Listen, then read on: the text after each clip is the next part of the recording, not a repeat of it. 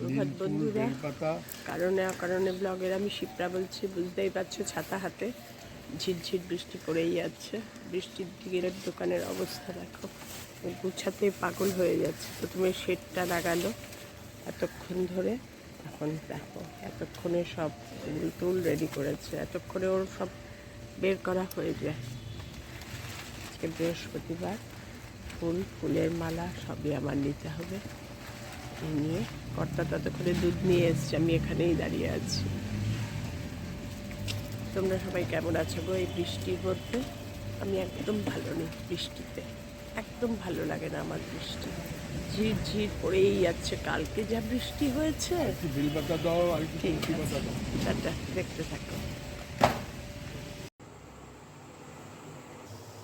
আজ আবার কিচেনে চলে এসেছি, যথারীতি চিকেন রান্না করব। চিকেন রান্না করার জন্য অল্প একটু রসুন, আদা, কাঁচা লঙ্কা পেস্ট আর ধনে জিরে গুঁড়ো দিয়েছি, আর দেবো টক দই। এটাকে ম্যারিনেট করে রাখবো, করে রান্নাটা করব। টক দই দিয়ে করলে না খুব সফট হয় চিকেনটা। দিয়ে দেবো হলুদ, দিয়ে দেবো কাশ্মীরি লঙ্কার গুঁড়ো আর নুন, পরিমাণ মতো নুন। সবার লাস্টে উপরে একটু সর্ষের তেলও ছড়িয়ে দেবো, খুব বেশি না। দিয়ে ভালো করে হাত দিয়ে কচলিয়ে কচলিয়ে ম্যারিনেট করে রাখবো।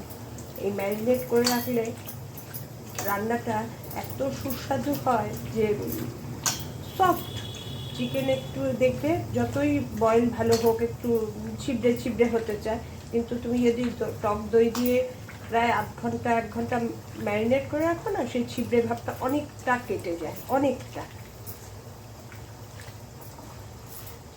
সব কিছু দিয়ে ম্যারিনেট করে রাখলাম, বিশেষ করে টক দই, ওটা মাস্ট দিয়ে ম্যারিনেশনে টক দইটা না দিলে সেই জিনিসটাই আসে না।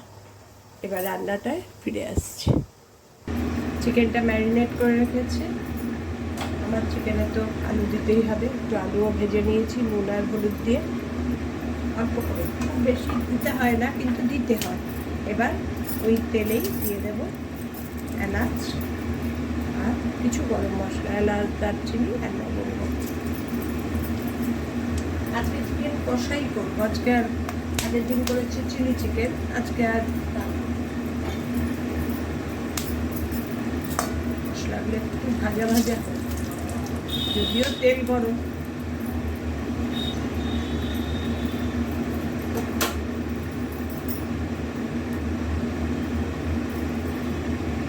পেঁয়াজগুলো ভেজে দেবো, পেঁয়াজগুলো একটু ভালোই ভাজতে হবে।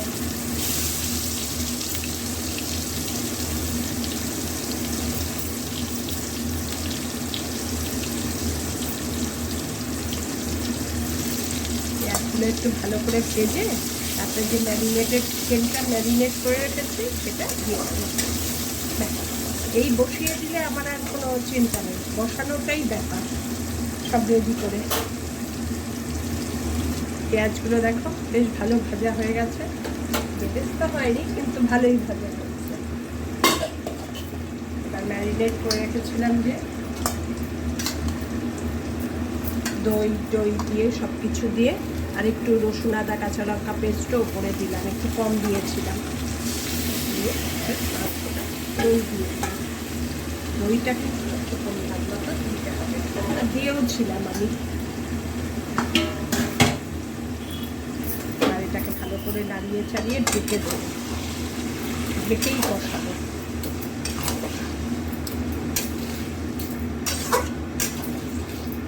খুলে রাখবো না। সব পেঁয়াজের সঙ্গে, সব মশলার সঙ্গে চিকেনটা ভালো করে মিশিয়ে দিলাম। এবার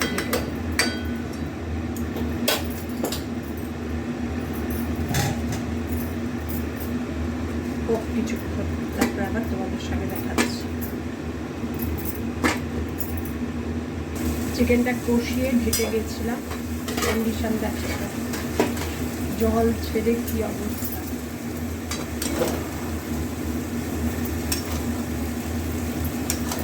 কষানোও হচ্ছে, সিদ্ধও হচ্ছে।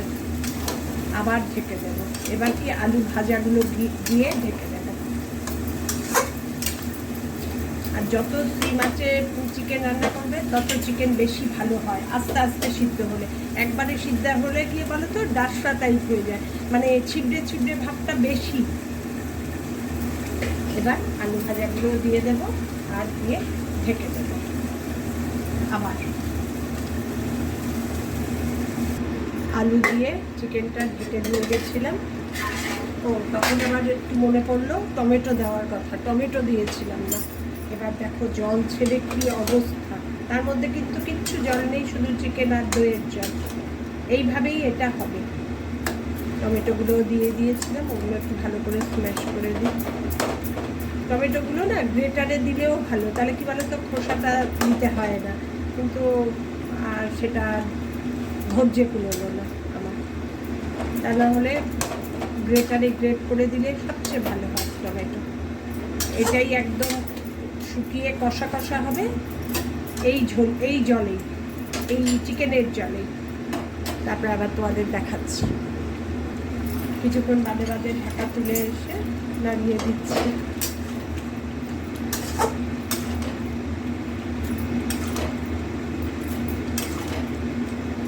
মিডিয়াম টু লোতে আছে গ্যাসটা।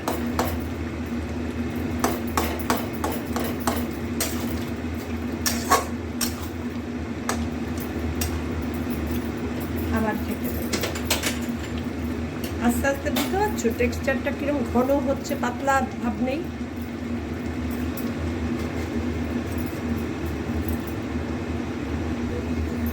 আমার চিকেন কমপ্লিট হয়ে গেছে।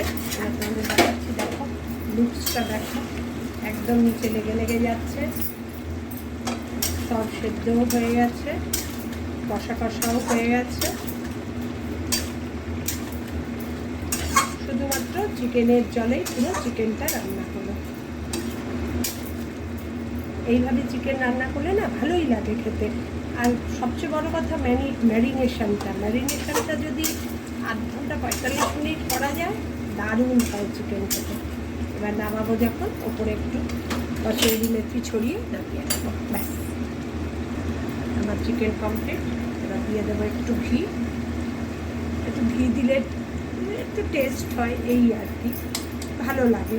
ঘি দিলে যে কোনো রান্নাতে একটা বেশ শাহি শাহি স্মেল আসে।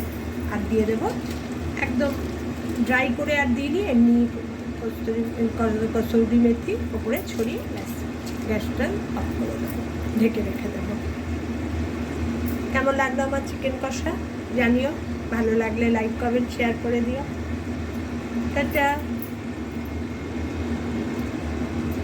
আমাকেও দেখিয়ে দিচ্ছি, দেখো রান্নার লুকে।